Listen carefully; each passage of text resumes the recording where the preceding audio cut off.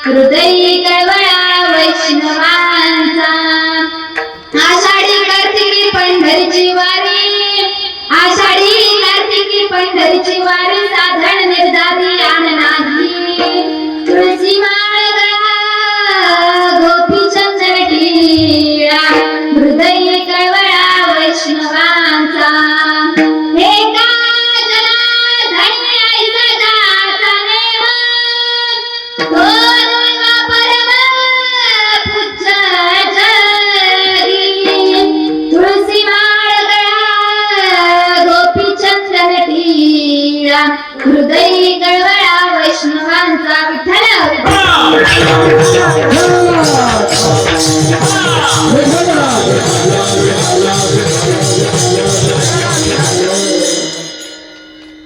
योऽन्त प्रविश मम वाचमिमां प्रसृप्ता संजीव यज्ञखिल शक्तिधर स्वधामना अन्यश्च हस्तचरण श्रवणत्वगादिं प्राणानमो भगवते पुरुषाय तुभ्यं. जय जय राधारमण जय जय नवल किशोर जय गोपी चित्तचोर प्रभु जय जय माखण चोर. समचरण सरोजं सान्द्रनिरावुदागं जगदनीत पाणिं मण्डनं मण्डनानां तरुण तुलसीमाला कन्दरं कञ्जनेत्रं सदैव दलहासनं विठ्ठलं चिन्तयामि.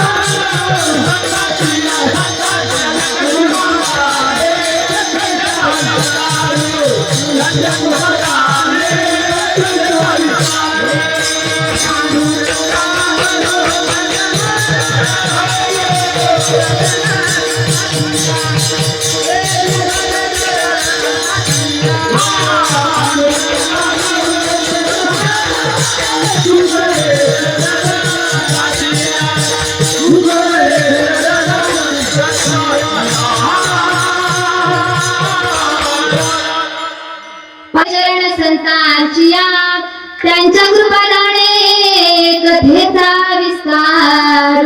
बाबाजी सद्गुरु दास तुका कलावज्ञ जीवोद्धरार्थावतारं कलाकांक तेजोधिकामोदिवक्त्रं थलानीश्वादापणोदार दक्षं समाधिस्थमूर्तिं भजे ज्ञानेश्वरा नमो ज्ञानेश्वरा नमो ज्ञानेश्वरा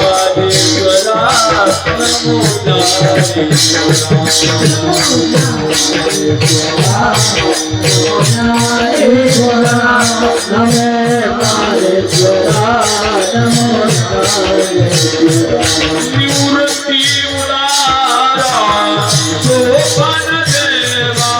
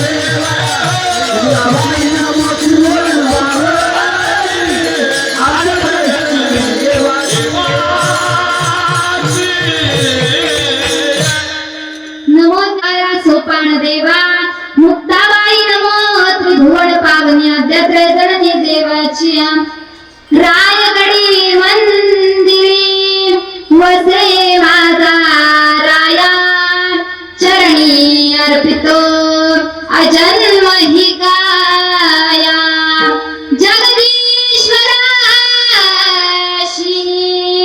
जोडली ज्याची अजन्म ख्याती प्रथम वंदितो तुम्हा शिव छत्रपती शरण शरण एकनाथा पायी फेरितो शरण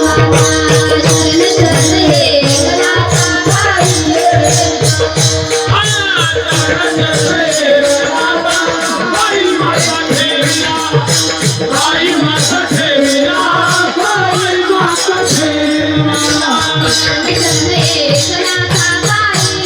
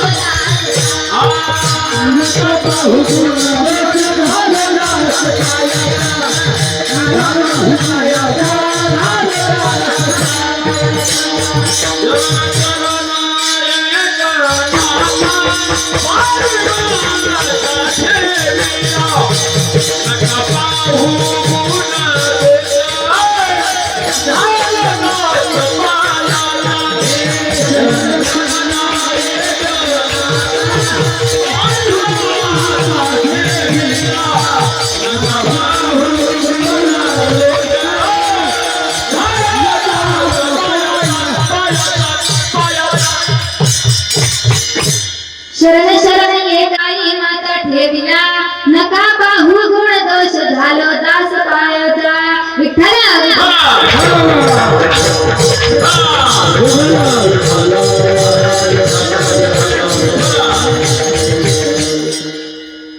प्रस्तुत प्राप्त प्रसंगी प्राप्त स्थळी कीर्तन रूपी सेवेकरिता निवडलेला अभंग अखिल कोट ब्रह्मांड नायक भगवान पंढरीशी पांडुरंग परमात्म्याचे लाडके असे लढीवाळ भक्त शांतीचे सागर श्री क्षेत्र पैठणचे शांती ब्रह्म एकनाथ महाराज यांचा उत्कृष्ट असा 4 चरणाचा अभंग आज या ठिकाणी आपण कीर्तन सेवेसाठी निवडलेला आहे विठ्ठल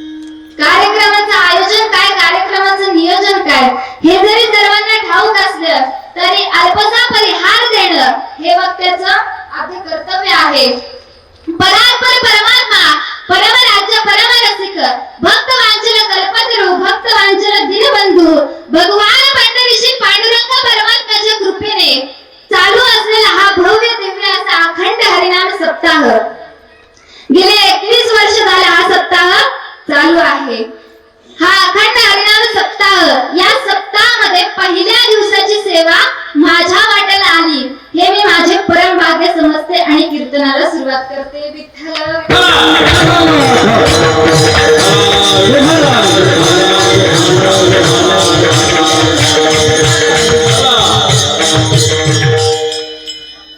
तर आज कीर्तनाची सेवा ज्यांच्यामुळे मला लाभली ते म्हणजे हरिदास बाबा असतील त्यांच्याबद्दल कितीही सांगायचं झालं तरी कमीच आहे परंतु त्यांच्याबद्दल एक नक्कीच सांगत पहिला नमस्कार त्या भगवान परमात्म्याला ज्याने सुंदर अशी सृष्टी निर्माण केली पहिला नमस्कार त्या भगवान परमात्म्याला ज्याने सुंदर अशी सृष्टी निर्माण केली दुसरा नमस्कार माझ्या आई वडिलांना ज्यांनी मला जन्म दिला तिसरा नमस्कार माझ्या गुरुवर्यांना ज्यांनी मला ज्ञान दिलं आणि चौथा नमस्कार माझ्या हरिदास बाबांना ज्यांनी मला कीर्तन सेवेची संधी दिली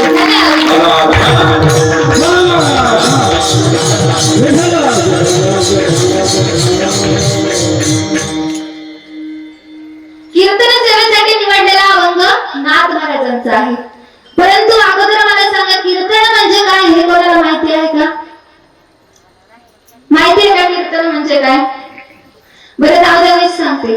कीर्तन म्हणजे काय तर बघा, बरेच ठिकाणी केल्यानंतर म्हटलं जातं कीर्तन म्हणजे विनोद. कीर्तन म्हणजे विनोद. बरेच ठिकाणी कीर्तन सेवेसाठी गेल्यानंतर आम्हाला सांगितलं जातं की ताई कीर्तन छान झालं पाहिजे, उत्कृष्ट झालं पाहिजे, एक नंबर कीर्तन झालं पाहिजे, कीर्तनामध्ये विनोद असले पाहिजे. मग मला सांगा, कीर्तन म्हणजे विनोद आहे का? नाही, कीर्तन म्हणजे विनोद नाही. कीर्तन म्हणजे आहे तरी काय? डोळे तलाव नसले तरी ते भरून येतात. डोळे तलाव नसले तरी ते भरून येतात. ओठ कापड नाही तरी ते शिवले जातात. निसर्ग बायको नाहीये तरी तो रुसला जातोय.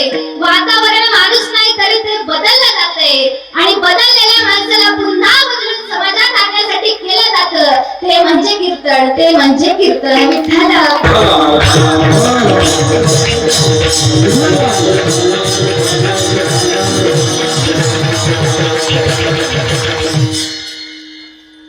तर आज आपण शांतीचे सागर श्री क्षेत्र पैठणचे शांतीब्रह्म एकनाथ महाराज यांचा अभंग आज कीर्तन सेवेसाठी निवडला. कोणाचा अभंग आहे? नाथ महाराजांचा अभंग आहे. कीर्तन संपेपर्यंत एवढं जरी लक्षात ठेवलं तरी माझं कीर्तन सफल झालं असं मी समजेन. तर नाथ बाबा आपल्या या अभंगामध्ये सांगतात, आवडे देवाची तो एका प्रकार, नामाचा उच्चार रात्रंदिन. नाथ बाबा आपल्याला म्हणतात की भगवान परमात्म्याला 4 प्रकार आवडतात. भगवान परमात्म्याला पहिला प्रकार आवडतो तो म्हणजे नामस्मरण. नामस्मरण हा प्रकार भगवंताला फार आवडतो. त्याच नामाचा रात्रंदिवस उच्चार करावा असं सुद्धा नाथ महाराज म्हणतात. आणि गळ्यामध्ये पवित्र अशी तुळशीची माळ घातलेली भगवान परमात्म्याला आवडते असं सुद्धा नाथ महाराज म्हणतात. कपाळावरती गोपी चंदन टिळा लावायचा, हृदयामध्ये भगवान परमात्म्याविषयी भाव असू द्या. आषाढी कार्तिकी पंढरीची वारी करा.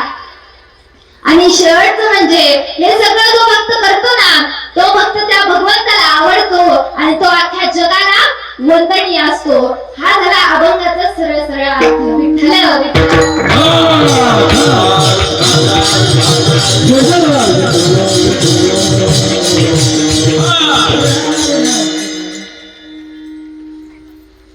तर बघा, आपली भारतभूमी बघायचं गेलं तर खूप पवित्र आहे. एवढी पवित्र आहे आपला देश.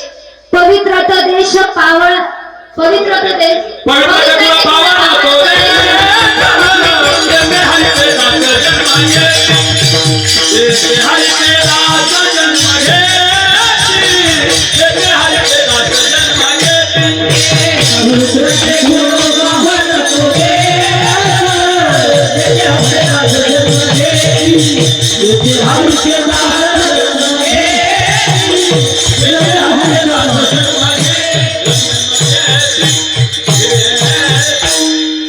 आपली भारतभूमी कशी आहे हो? खूप पवित्र आहे.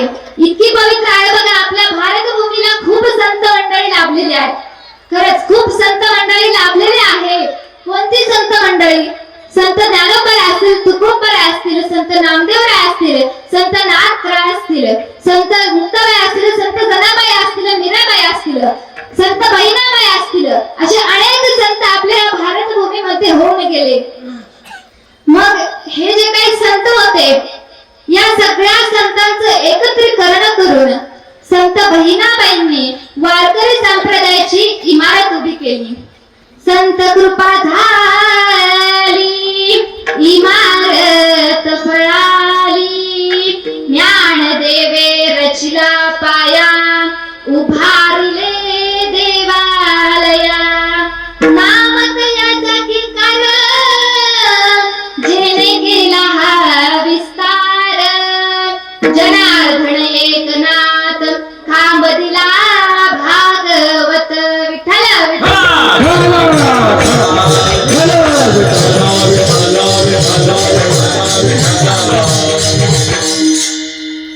संत बहिणाबाईंनी वारकरी संप्रदायाची इमारत उभी केली होती. आणि त्या वारकरी संप्रदायाच्या इमारतीचा खांब कोण होतं?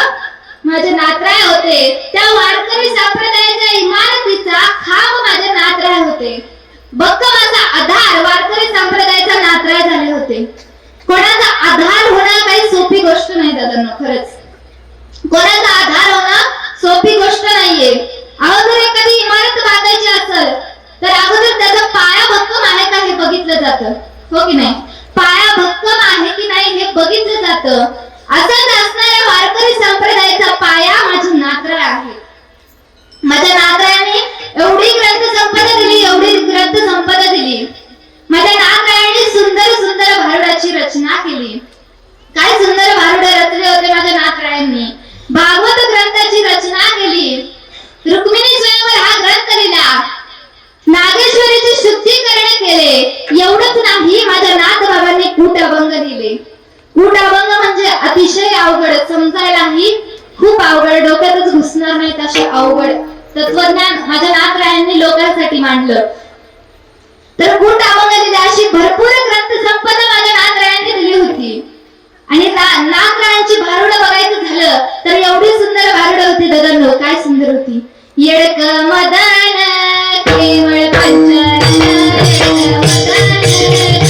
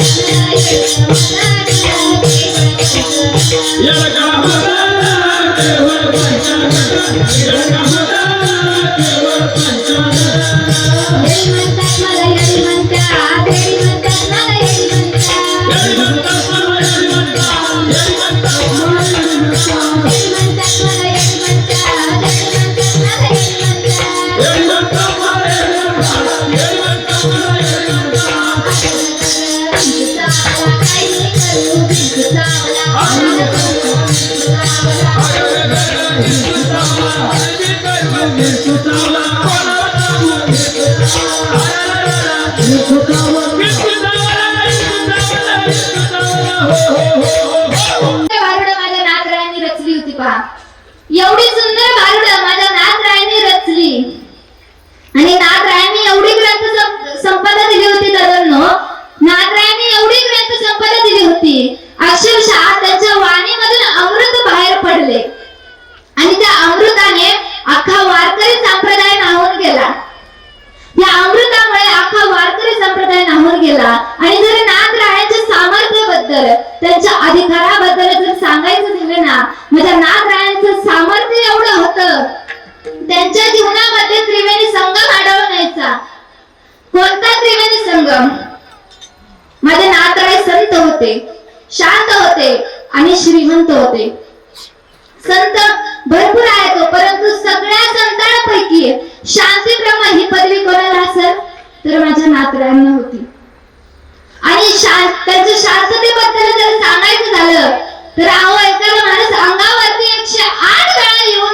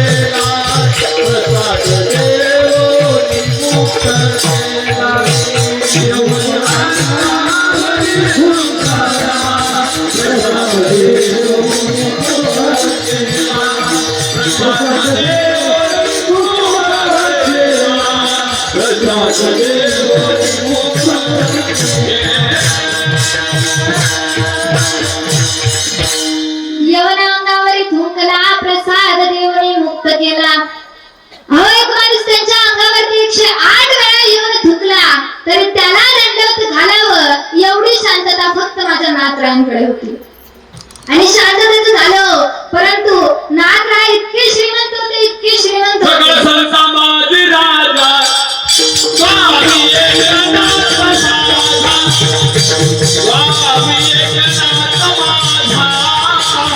स्वामी एकनाथ माझा, सकळ संसार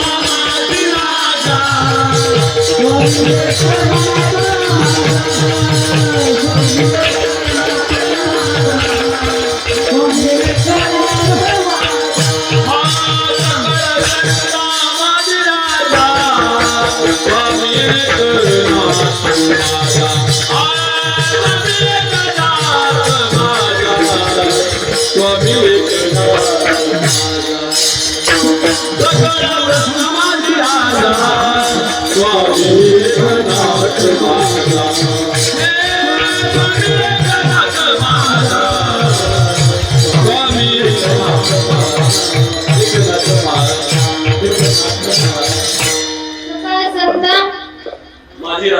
सकळ संत माझे राजा स्वामी एकनाथ माझा. एवढी श्रीमंती माझ्या नाथरायांकडे होती, एवढी श्रीमंती होती. महिला मंडळ तुमच्या करता सांगते, त्यांची पत्नी होती ना, त्या काळची 36,000ची पैठणी रोज नेसायची. आपण इथं दिवसाला 2 बदलले तरी आपण फिके आहोत त्यांच्या समोर, हो की नाही? त्या काळची 36,000ची पैठणी त्यांची पत्नी रोज नेसायची. मग विचार करा किती श्रीमंती असेल त्यांच्याकडे. एवढी श्रीमंती होती, परंतु कसलाही गर्व नाही, काही नाही, परमार्थच केला. एवढी श्रीमंती माझ्या नाथरायांकडे होती. आणि एवढंच नाही, त्यांच्या जर अधिकाराबद्दल सांगायचं झालं तर त्यांचा अधिकार एवढा मोठा होता, त्यांचा अधिकार एवढा मोठा होता, देवापेक्षाही श्रेष्ठ त्यांचा अधिकार होता. कारण जगाच्या मालकाने त्यांच्या घरी 36 वर्ष कावडीने पाणी वाहिलं होतं. कावडीने पाणी जागरी चक्र पाणी वाही, कावडीने पाणी जागरी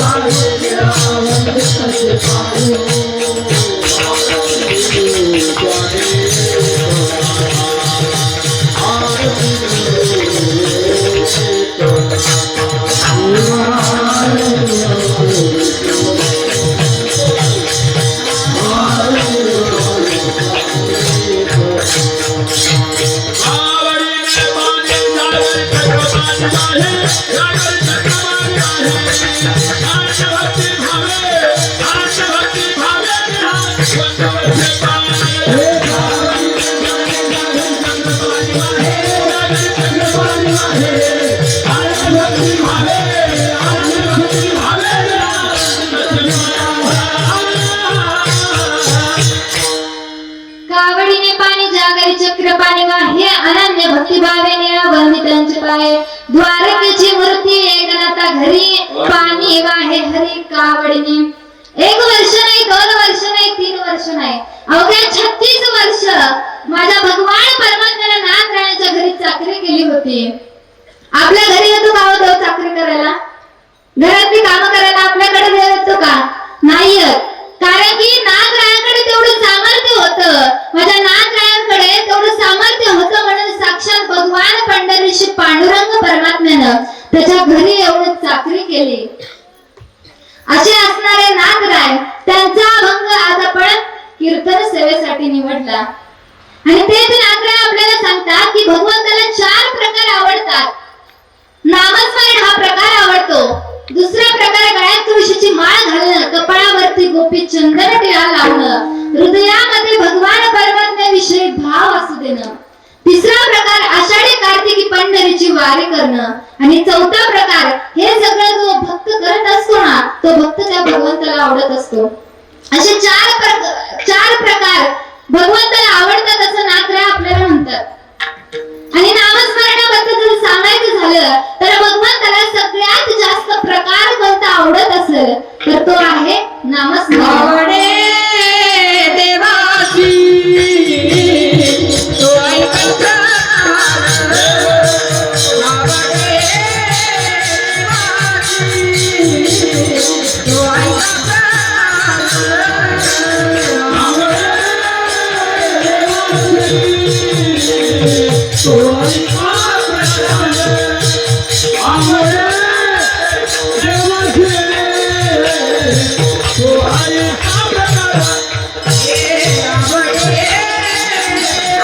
Yeah.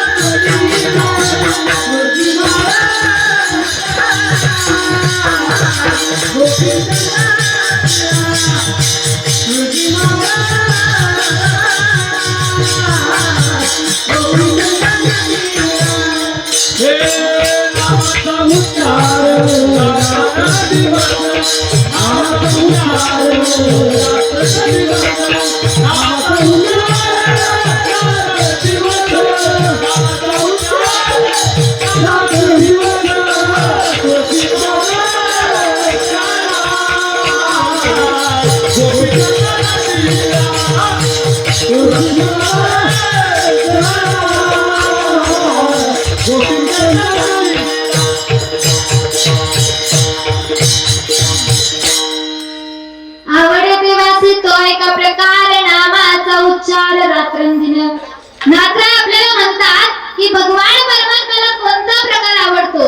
नामस्मरण हा प्रकार भगवंताला सगळ्यात जास्त आवडतो.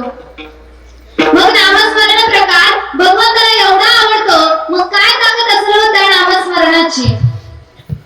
तर बघा, कीर्तनामध्ये प्रवचनामध्ये आपण कीर्तनामध्ये भजनामध्ये आपण भगवंताचं विठ्ठल विठ्ठल असं भजन घेत असतो.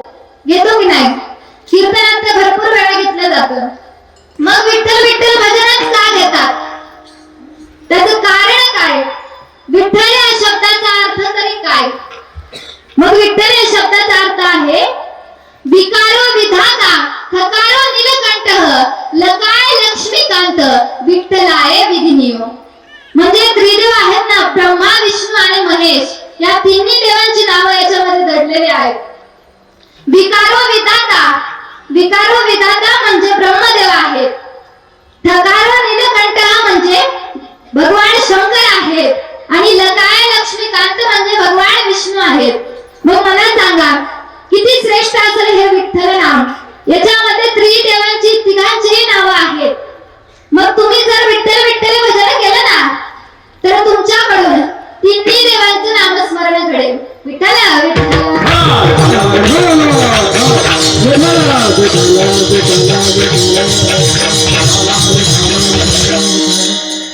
इतकं श्रेष्ठ हे विठ्ठल नाम आहे. घेता नाम विठोबाची, पर्वत जळती पापाचे, पर्वत जळती पापाचे, हो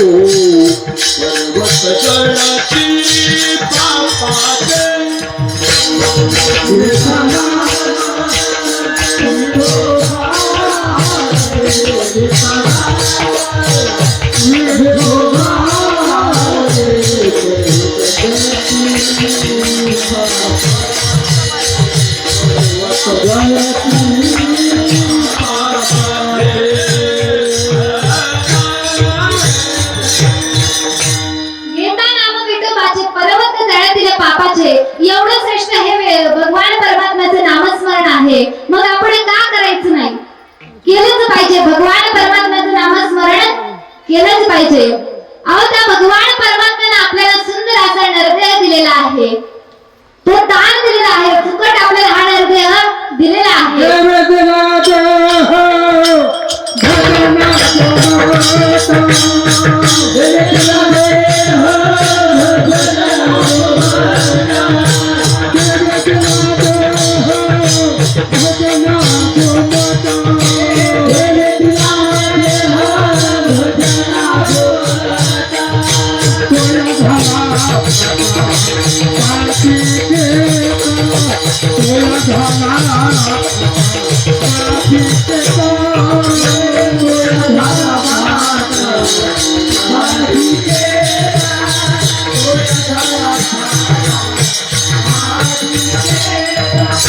Let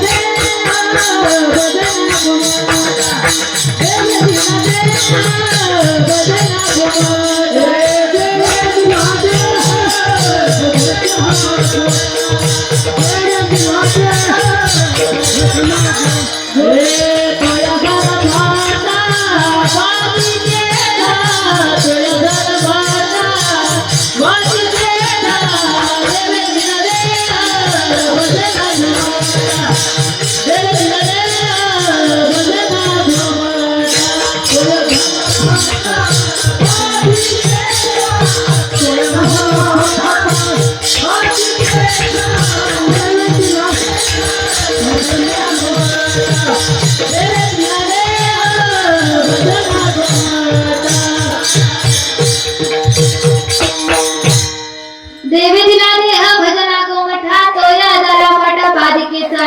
तर भगवान परमात्म्याने आपल्याला नरदेह दिलेला आहे. कशासाठी दिलाय हो? भजनासाठी आपल्याला नरदेह दिलेला आहे.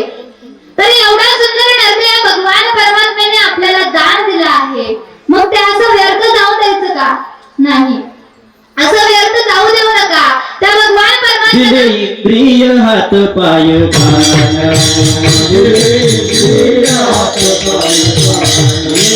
डोळे मुख बोलाया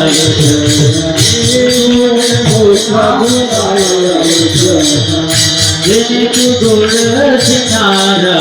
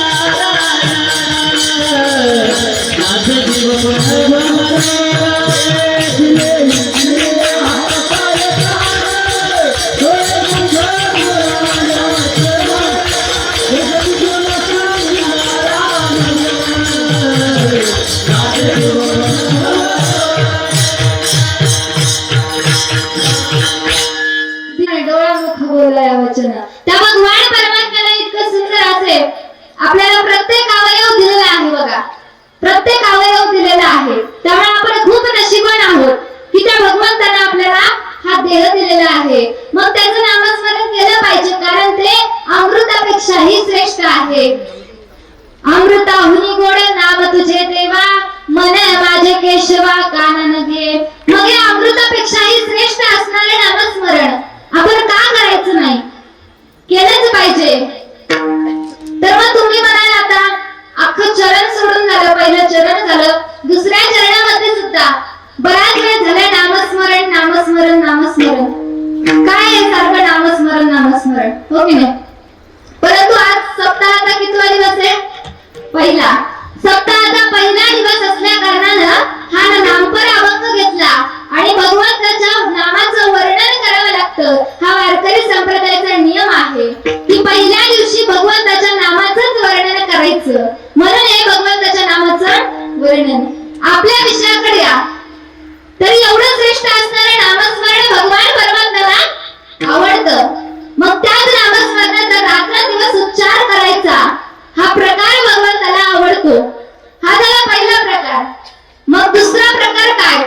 तुळसी माळ गळा गोपी संगतीला, तुळसी माळ गळा गोपी संगतीला, तुळसी माळ गळा गोपी संगतीला, तुळसी माळ गळा गोपी संगतीला, तुळसी माळ गळा गोपी संगतीला, तुळसी माळ गळा गोपी संगतीला, तुळसी माळ गळा गोपी संगतीला, तुळसी माळ गळा गोपी संगतीला. हृदय कळवाचा वैष्णवाचा, तुझी माळ गळा गोपीचंद टिळा तुळशी माळ गळा गोपीचंद टिळा हृदय कळवा हृदय कळवा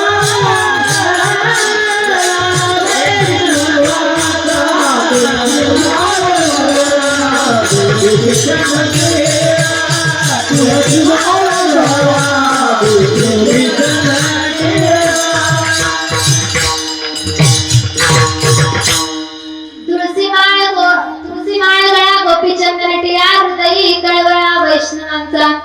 तर भगवान परमात्म्याला दुसरा प्रकार कोणता आवडतो तर गळ्यामध्ये पवित्र अशी तुळशीची माळ घालणं, कपाळावरती गोपीचंद टिळा लावणं आणि हृदयामध्ये भगवान परमात्म्याविषयी भाव असणं. बहु आवडत या तुळशी बोका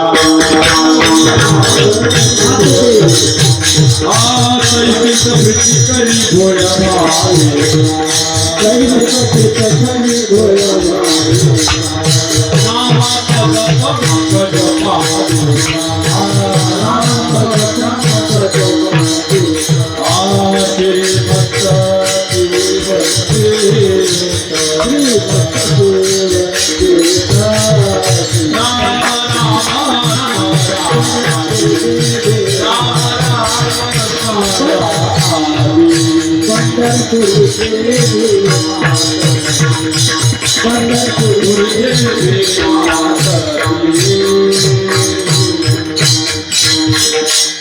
तर गळ्यामध्ये पवित्र अशी तुळशीची माळ घालणं. मग महिला मंडळींकरता माझ्याकडे प्रश्न आहे. महिला मंडळी लग्न झाल्यानंतर तुम्ही मंगळसूत्र का घालता? सांगा मला, मंगळसूत्र का घालता? मंगळसूत्र नाही घातलं तर चालेल का? नाही चालणार, अजिबात नाही चालणार. त्याचं सुद्धा काहीतरी पावित्र्य आहे, महत्व आहे, म्हणूनच मंगळसूत्र घातलं जातं की नाही? लग्न झाल्यावर त्यामुळेच मंगळसूत्र घातलं जातं आणि जर घातलं नाही तर जमेल का? नाही, अजिबातच चालणार नाही. मग तसंच माझ्या भगवान परमात्म्याचं सुद्धा आहे. जर वारकरी आहात, वारकरी संप्रदायामध्ये आहात, तर तुम्ही गळ्यामध्ये पवित्र अशी तुळशीची माळ घातलीच पाहिजे. पतिव्रतेचा भ्रता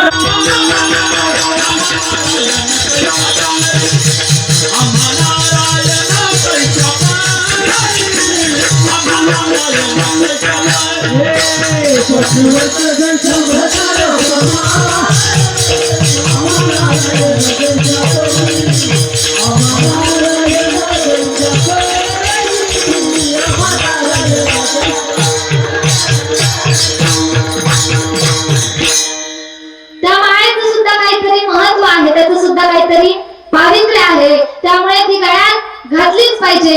आपण स्वतःला वारकरी म्हणवतो ना, भगवान परमात्म्याचं नामस्मरण करता, मग माळ घालायला काय हरकत आहे?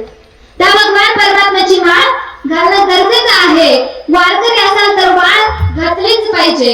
हा झाला भगवंताचा आवडणारा दुसरा प्रकार.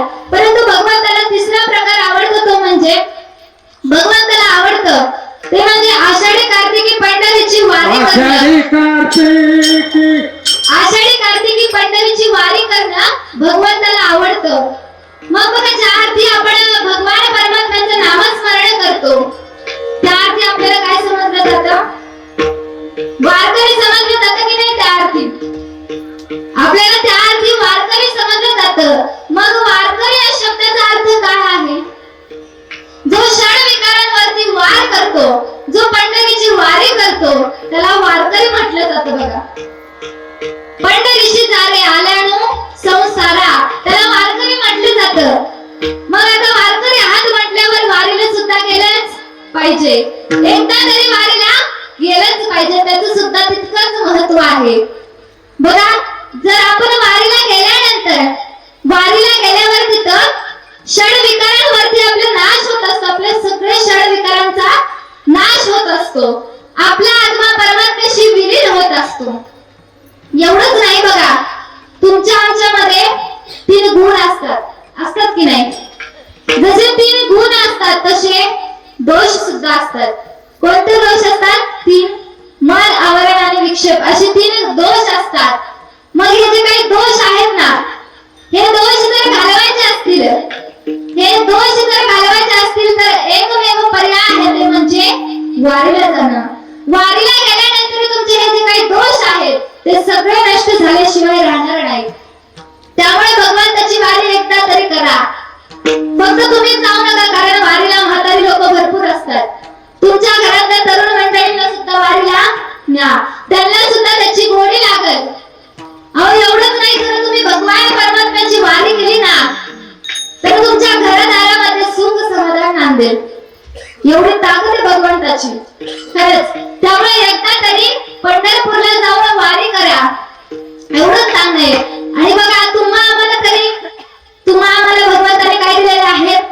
सगळे अवयव दिलेले आहेत, सगळे पाय दिलेले आहेत. परंतु बघा त्या गुरुमदासांना हात दिले नव्हते, पाय दिले नव्हते. त्यांची कथा सांगते बघा, गुरुमदासांची कथा सांगते. त्यांना हातही नव्हते, पायही नव्हते, तरी सुद्धा त्यांनी पंढरपूरची वारी केली होती. मग आपल्याला काय हरकत आहे वारी करायला? काय हरकत आहे आपल्याला वारी करायला? केलीच पाहिजे वारी. होय वारकरी, होय वारकरी,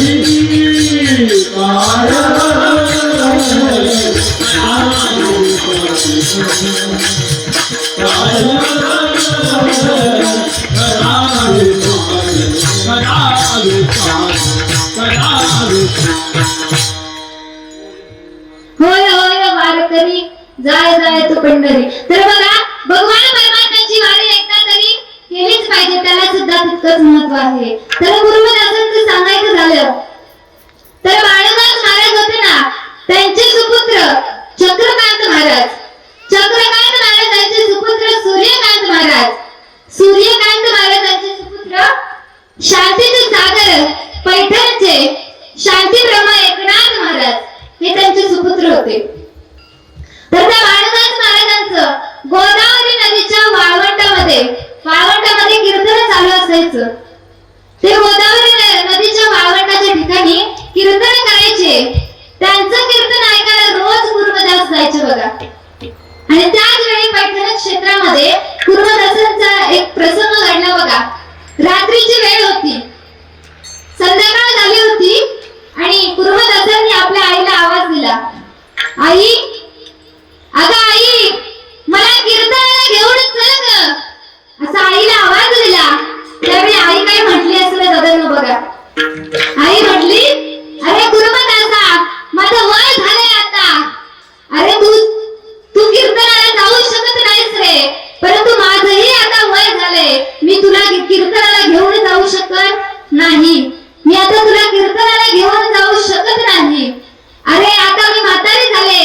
अरे म्हातारपणी आईचा आसरा तू व्हायचं असतं की तुझा आसरा आईने व्हायचं. त्यावेळी गुरुमदास गप्प झाले, काही बोलले नाही. परंतु आई बोलतच होती. आई म्हणत होती, मी काही तुला वारीला घेऊन जाऊ शकत नाही. गुरुमदास म्हणाले, अगं आई, पांडुरंगाची शपथ घेऊनच सांगतो, परत तुला कधीच चल म्हणणार नाही. आजच्या दिवस मला घेऊन चल. अगं आजच्या दिवस मला कीर्तनाला घेऊन चल. तर आई त्यावेळेस म्हणत होती, आई भगवंताला म्हटली, अरे भगवंता, काय रे माझ्या मुलाच्या आयुष्यामध्ये अशी दुर्दशा दिलीस? त्याला हात दिले नाहीस, त्याला पाय दिले नाहीस. अरे त्याला हातही दिला नाही आणि पायही दिले नाहीस, तरी सुद्धा त्याची किती तळमळ आहे कीर्तनाला येण्याची.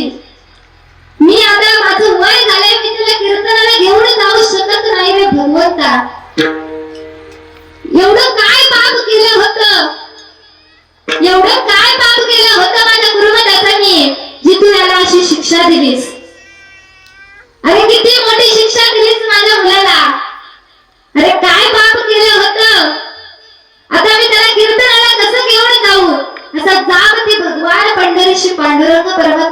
करत होते. मग वाळवंटाच्या ठिकाणी बघा भानुदास महाराजांचं कीर्तन असायचं. भानुदास महाराज कीर्तन करायचे त्यावेळी ते चंद्रभागेचं वर्णन करायचे, पंढरीचं वर्णन करायचे, पांडुरंगाचं वर्णन करायचे, भक्त पुंडलिकाचं वर्णन करायचे. काय वर्णन करायचे बघा, चंद्रभागेचं वर्णन करायचे. अहो चंद्रभागेसारखं तीर्थ नाही.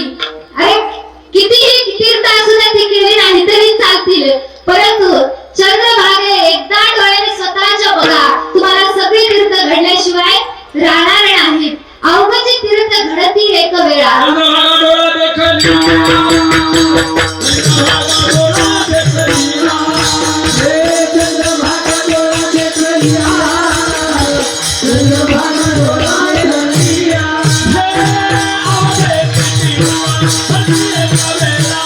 आवडे तुझी हरिये कवेला, आवडे तुझी हरिये कवेला.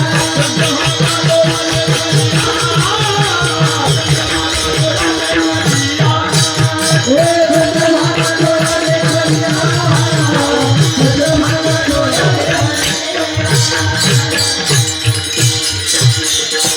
अवघ्याची तीर्थ घडती एक वेळा, चंद्रभागा डोळा देखलिया.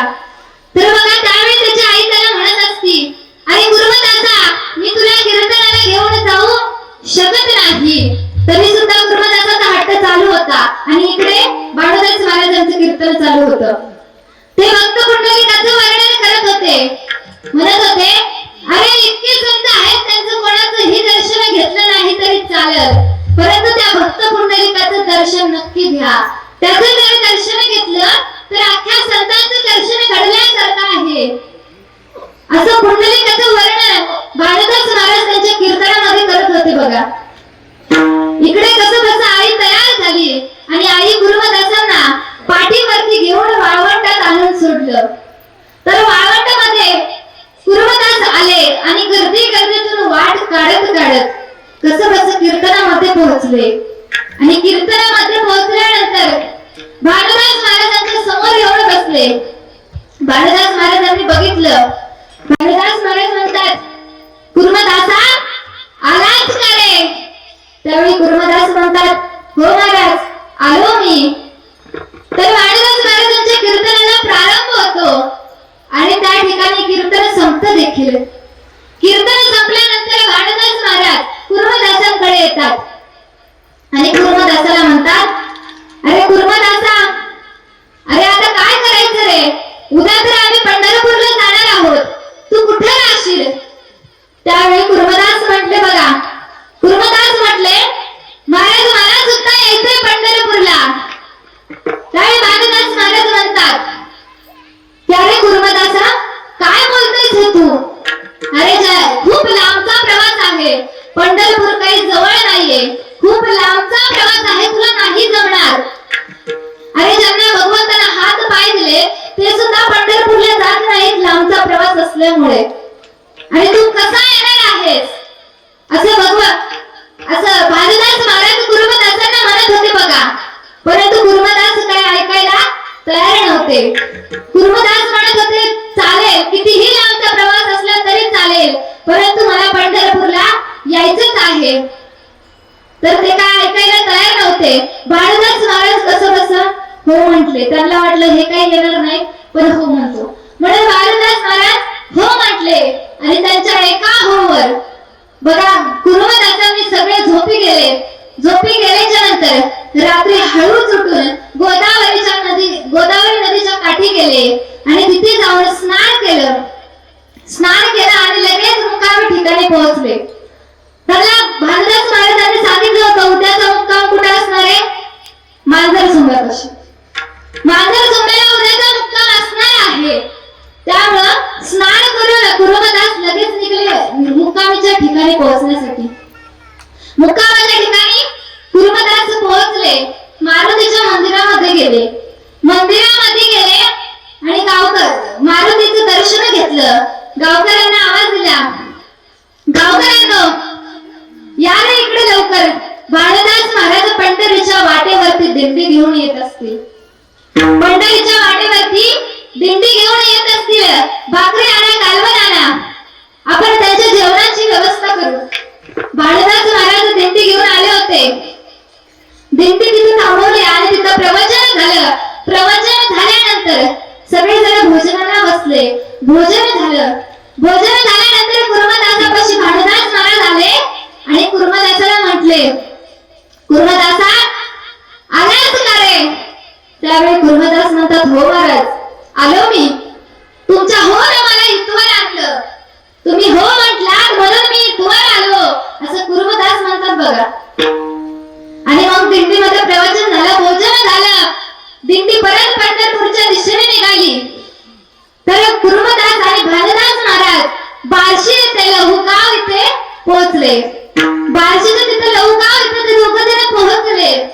आणि तिथं पोहोचल्याच्या नंतर भानुदास महाराज काय म्हटले बघा, त्यांना खूप आनंद झाला होता.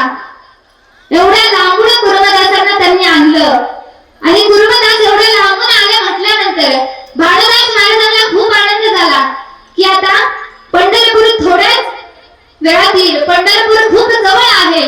आता आपण खूप जवळ पोहोचले म्हणून त्यांना इतका आनंद झाला. आता पांडुरंग परमात्म्याचं दर्शन होईल म्हणून ते खूप आनंदी होते. परंतु कुर्मदासाची काय अवस्था होती बघा. एवढ्या लांब बार्शी इथं त्यांना हात नाही, पाय नाही, तरी सुद्धा कसे गेले असतील विचार करा. हो, पोटावरती रांगत रांगत ते बार्शी इथं गेले. बार्शी इथं पोहोचले आणि तिथं गेल्यानंतर त्यांची काय अवस्था झाली होती. त्यांच्या शरीरामध्ये सगळे खडे रुतले होते. अख्खं शरीर रक्तभंबाळ झालं होतं. इतकी वाईट अवस्था त्यांची झाली होती बघा. तरी सुद्धा त्यांना पांडुरंग परमात्म्याचं दर्शन घ्यायचं होतं. तरी सुद्धा दर्शन घ्यायचं होतं. त्याच्या भेटीची त्यांना आस लागली होती. भेटी लागे जीवा लागली सियास, पाहे रात्रंदिवस वाट तुझी. त्याच्या भेटीची त्यांना आस लागली होती. तर भानुदास महाराज म्हणतात, कुर्मदासा चल रे, आता थोडाच वेळ राहिलाय, आता आपण लगेच पोहोचू पंढरपूरला. कुर्मदास म्हणतात, महाराज मला आता काही येणं होत नाही, मला खूप त्रास होतोय, मी आता पंढरपूरला येऊ शकत नाही. तुम्ही पंढरपूरला जा. त्यांची कुर्मदासांची अवस्था बघून भानुदास महाराज रडत होते. त्यांच्या डोळ्यामध्ये अश्रूच्या धारा लागल्या होत्या. एवढे ते ढसाढसा रडत होते. त्यावेळी कुर्मदास म्हटले, महाराज तुम्ही पंढरपूरला जा. पंढरपूरला गेल्यानंतर चंद्रभागेमध्ये दोनदा स्नान करा. एक तुमच्यावरच, एक माझ्यावरच. आणि एवढंच नाही, कुर्मदास म्हटले, महाराज एवढंच नाही, तुम्ही जेव्हा पांडुरंगाचं दर्शन घ्याल ना, त्यावेळी दोनदा दर्शन घ्या. एकदा तुमच्यावरच आणि एकदा माझ्यावरच. असं कुर्मदासांनी सांगितलं बघा. आणि एवढंच नाही, कुर्मदास म्हटले, महाराज जेव्हा तुम्ही पांडुरंगाकडे जाल ना, पांडुरंगाला सांगा. त्यांचा कुर्मदास येऊ नाही शकला. पांडुरंगाला सांगा, त्यांचा कुर्मदास येऊ नाही शकला. खूप त्रास होतोय त्यांच्या कुर्मदासाला. त्यांच्या कुर्मदासाला पांडुरंगाला भेटायचं होतं, तरी सुद्धा तो नाही येऊ शकला. असं पांडुरंगाला सांगा. भानुदास महाराजांचा पाय निघत नव्हता. तरी सुद्धा भानुदास महाराज पंढरपूरला गेले. पंढरपूरला गेले, चंद्रभागेमध्ये स्नान केलं. चंद्रभागेमध्ये स्नान झालं आणि नंतर पांडुरंगाचं दर्शन घ्यायला आले. पांडुरंगाचं दर्शन घेत होते आणि दर्शन घेताना पांडुरंगाला म्हटले, अरे भगवंता, अरे कुर्मदास एवढे लांबून लहुगाव इथपर्यंत आलाय. अरे किती थोड्या वेळासाठी तो तिथे थांबलाय रे. इतका त्रास होतोय त्याला. तुझ्या भेटीसाठी आला होता ना तो, मग त्याला कसा काय त्रास होऊ दिलास? अरे भगवंता, एकतर तू त्याला हात दिला नाही, पाय दिला नाही, तरी सुद्धा तो तुझ्या भेटीसाठी एवढा लांब आलाय. मग त्याची तुझी भेट का झाली नाही? असं जाब विचारत होते. मग नंतर भगवान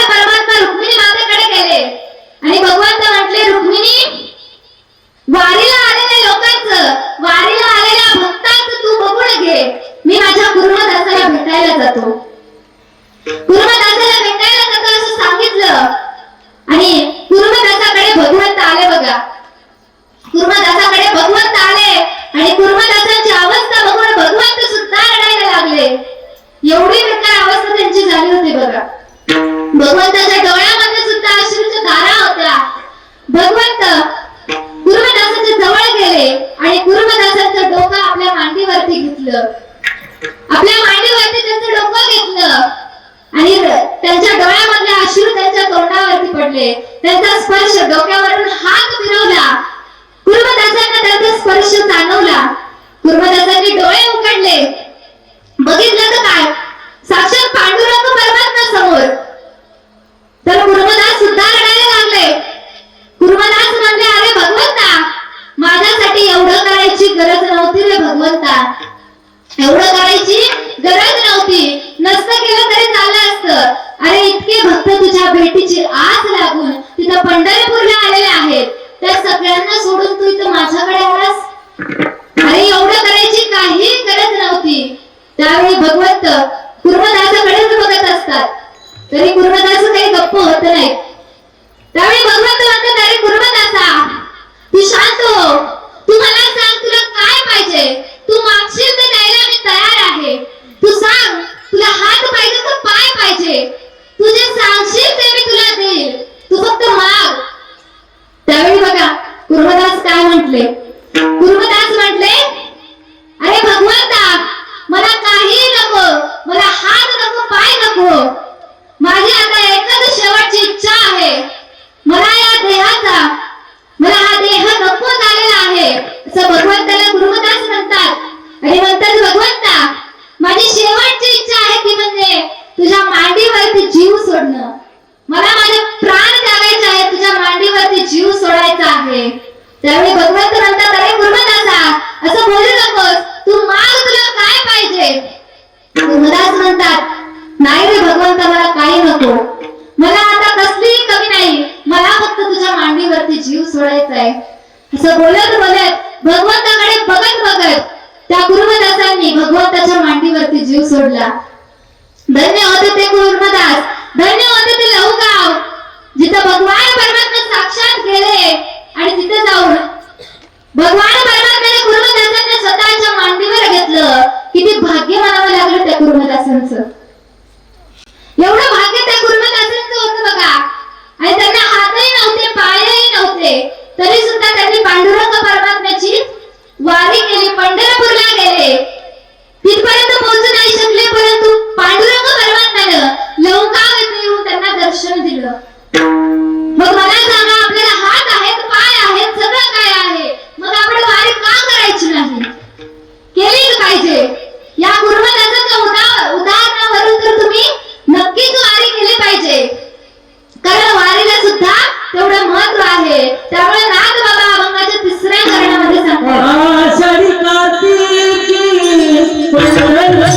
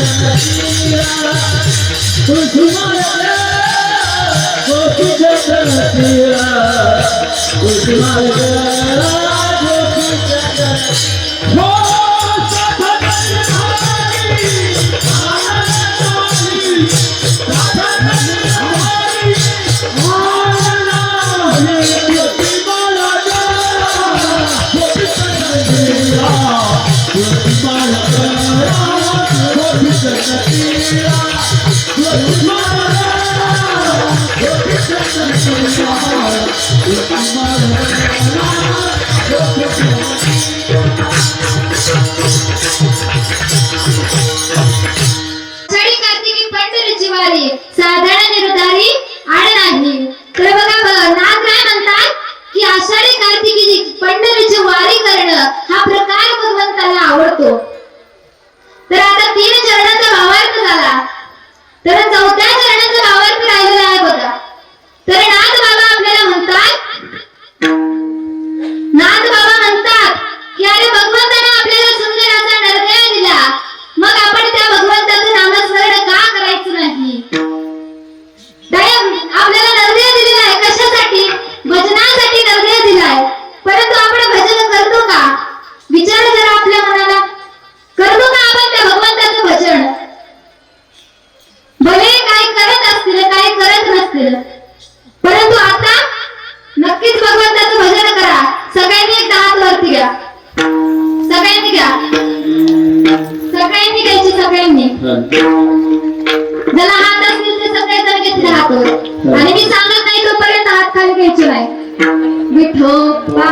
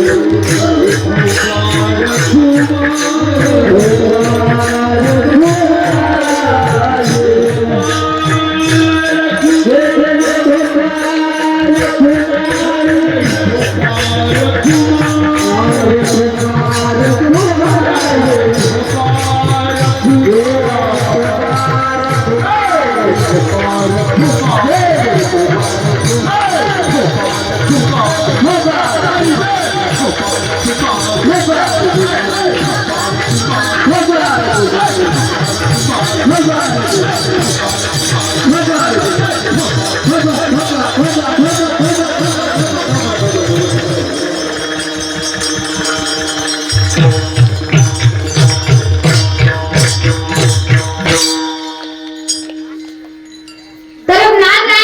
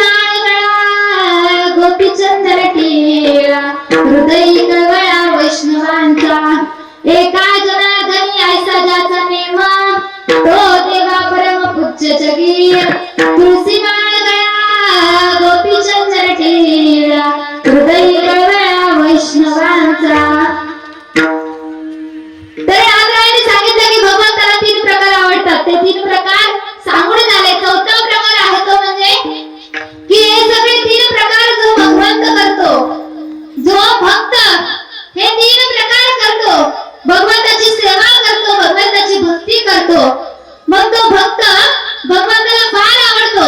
एवढंच नाही, तो भक्त अख्ख्या जगाला वंदनीय असतो. तेच अभंगाचं चौथं चरण. एक जनार्दनी ऐसा जाता नेम, एक जनार्दनी ऐसा जाता नेम, एक जनार्दनी ऐसा जाता नेम,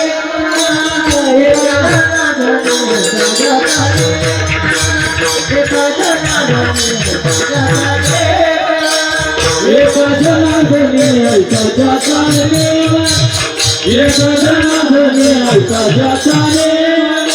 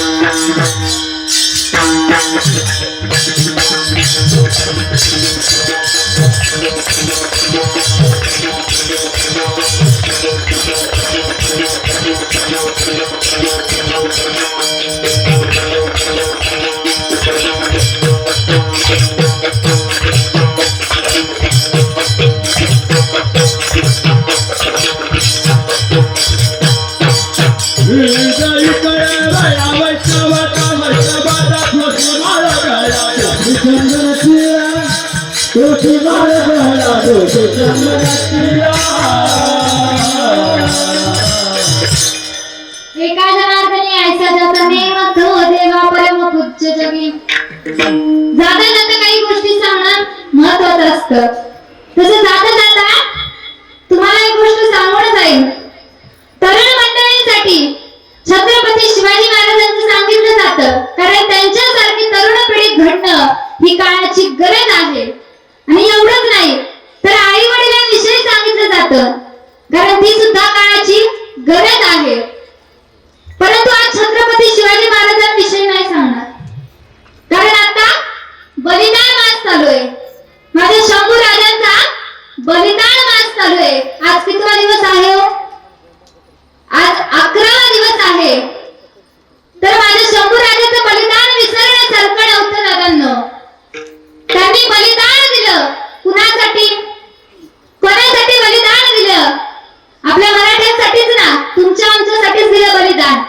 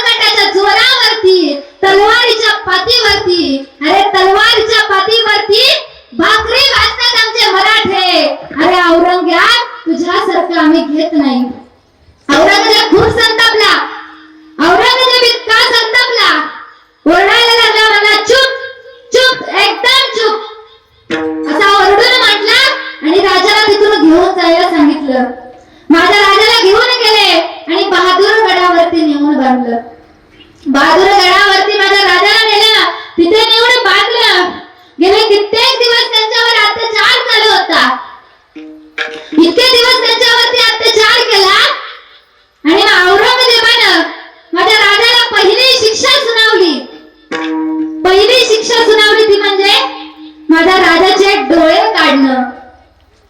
अहो ज्या डोळ्यानं स्वराज्याचं स्वप्न बघितलं होतं, ज्या डोळ्यानं छत्रपती शिवाजी महाराजांना म्हणजे बाबासाहेबांना बघितलं होतं, जिजाऊमा साहेबांना बघितलं होतं, रयतेचं सुखाचं स्वप्न बघितलं होतं, ते डोळेच आज राहणार नव्हते.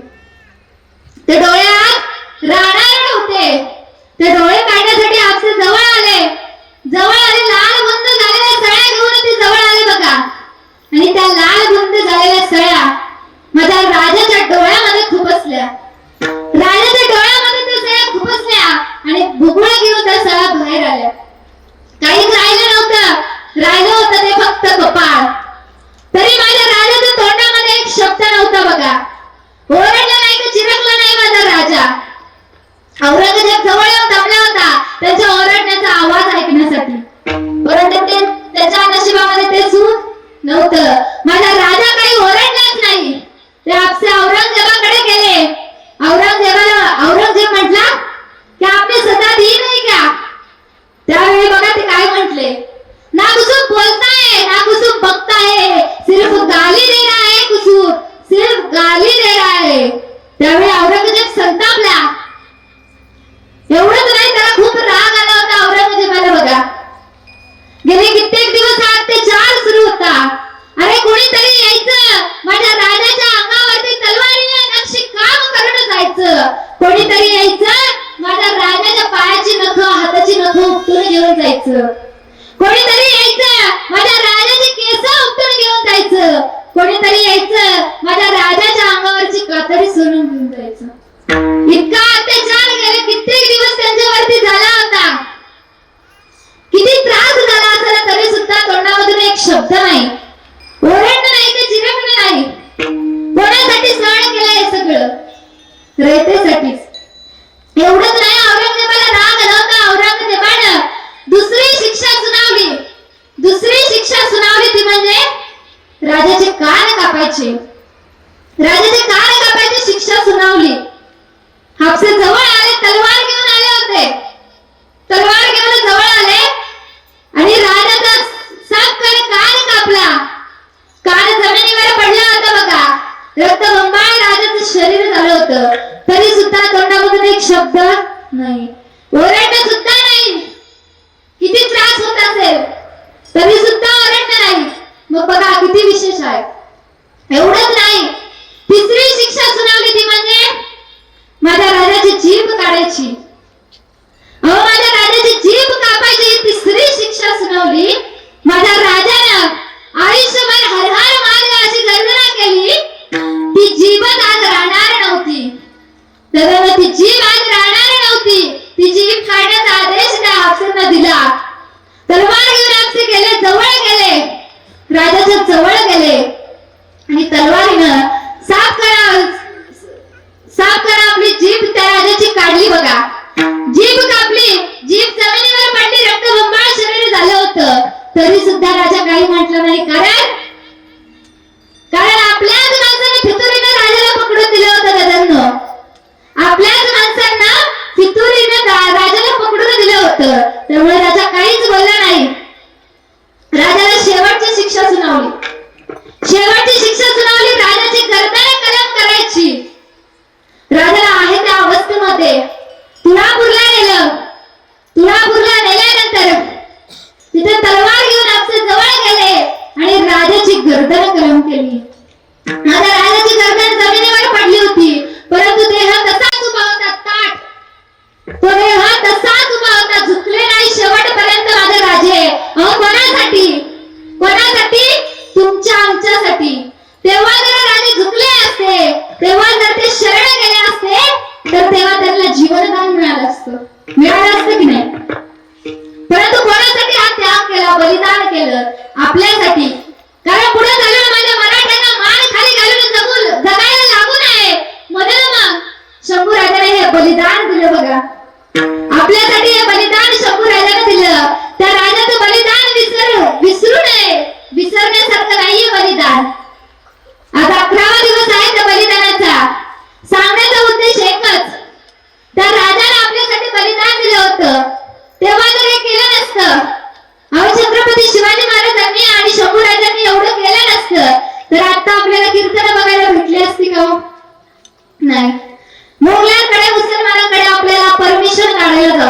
असतं, परवानगी मागायला जावं लागलं असतं, कीर्तन करू का म्हणून याची परवानगी मागायला जावं लागलं असतं.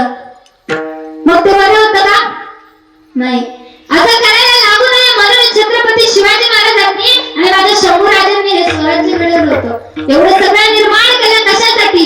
याचसाठी, रयतेच्या सुखासाठी. मग असं जर छत्रपती शिवाजी महाराजांनी आणि शंभूराजांनी केलं तर याचं कारण काय माहिती का तुम्हाला? याचं कारण आहे जिजाऊ मासाहेब. अहो स्वराज्य आणि जिजामाता, अहो स्वराज्याच्या माता द्या. त्यांनी अशी दोन रत्न घडवली. किती सुंदर ते रत्न घडवली बघा. त्यांना बालपणापासून त्यांनी शिक्षण दिलं होतं. धन्य होते ते जिजाऊ, धन्य होते ते जिजाऊ, धन्य होते ते सईबाई, ज्यांच्या पोटी शिवबा राजासारखं रत्न आलं आणि शंभू राजासारखं रत्न आलं. एवढ्या धन्य होत्या दोघी जणी त्या. अहो माझ्या जिजामातेनं काय शिकवण दिली होती बघा त्यांनी. माझा राजा श्री नाचवणारा नव्हता, श्रीच्या पाया पडणारा होता, श्री समोर हात जोडणारा माझा राजा होता बघा. ही शिकवण कोणाची होती? माझ्या जिजाऊ मासाहेबांची होती. मग आता जी तरुण पिढी आहे त्यांनी सुद्धा शिवाजी महाराजांकडून आदर्श घेतला पाहिजे. खरंच घडायचं असेल ना त्यांच्यासारखं घडा. अरे माझं कीर्तन ऐकून, माझ्या कीर्तनामधले काही घेतलं नाही तरी चालेल, परंतु एक नक्कीच घ्या की कीर्तनामध्ये घडायचं असेल तर शंभू राजासारखं घडा, घडायचं असेल तर छत्रपती शिवाजी महाराजांसारखं घडा. कारण त्यांच्यासारखं या स्वराज्याला दुसरं कोणी राजा लाभलाच नाही. छत्रपती शिवाजी महाराजांनंतर राजा कोणी होणार असेल तर ते फक्त शंभू राजाच होऊ शकतात. त्यांच्यासारखा राजा पुन्हा होऊ शकत नाही, शक्यच नाही. हो किती सुंदर हे स्वराज्य निर्माण केलं होतं बघा त्यांनी. म्हणून त्यांचं बलिदान हे कधी विसरण्यासारखं नाही. त्यांचं बलिदान कधी विसरू नका. आणि जाता जाता अजून दुसरी गोष्ट सांगायची झाली ती म्हणजे तुम्ही जीवनामध्ये आलाय, तुमचा जन्म झालाय, तर जन्म झाल्यापासून मरेपर्यंत तुम्ही त्या भगवंताच्या मंदिरामध्ये नाही गेलात तरी चालेल, भगवंताच्या मंदिरामध्ये नाही गेलात तरी चालेल, त्याच्या कधी पाया पडला नाही तरी चालेल, परंतु तुमच्या घरामध्ये मंदिरामध्ये असणारे तुमचे जे काही आई वडील आहेत त्यांच्या तुम्ही नक्कीच पाया पडा. त्यांची जन्मभर सेवा करा. त्यांना म्हातारपणी घराबाहेर काढू नका, त्यांची सेवा करा. मग तुम्हाला बघा सगळ्या देवांचं दर्शन झाल्यासारखे. अगोदर आई वडिलांची सेवा करा, मग त्या भगवंताच्या दर्शनाला जा. नाहीतर अगोदर भगवंताचं दर्शन घेता आणि घरामधल्या आई वडिलांना जपत नाही, त्यांची सेवा करत नाही, त्याला काय अर्थ आहे सांगा? काय अर्थ आहे भगवंताची सेवा करून? जर घरातल्या आई वडिलांनाच तुम्ही नीट सांभाळत नसाल तर भगवंताची सेवा करणं काय फायदा? अरे अनंत काळात सोसून त्या मातेने आपल्याला जन्माला घातलेलं असतं आणि लहानपणापासून तिने आपला सांभाळ केलेला असतो. एवढा सांभाळ करून आपण तिला म्हातारपणी घराबाहेर हाकलून देतो लाथ मारून. त्यावेळी तिचा देह काय म्हणत असेल बघा. आणि याची किंमत आपल्याला आता नाही कळत. जेव्हा आई वडील जातील ना त्यावेळी तुम्हाला त्याची किंमत कळेल. आई गेल्यानंतर तुम्हाला त्याची किंमत कळेल. त्यावेळेस आई काय म्हणेल बघा.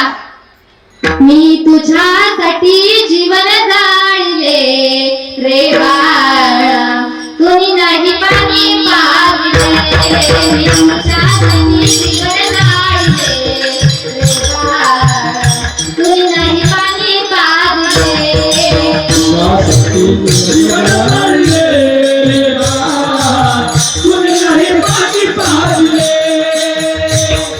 तुझ्या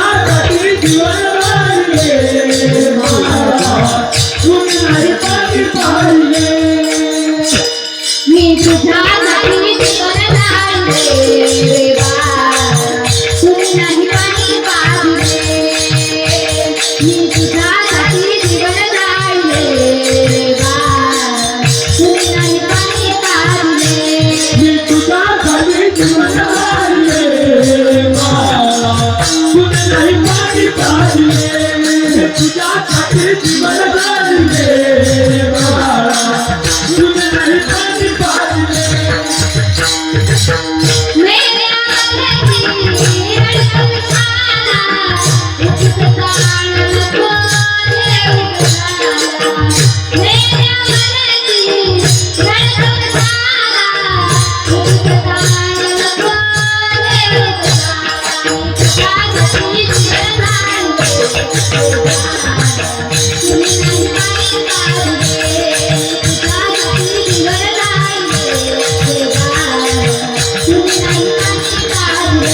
मी तुझ्यासाठी जीवन राहिले बाळा.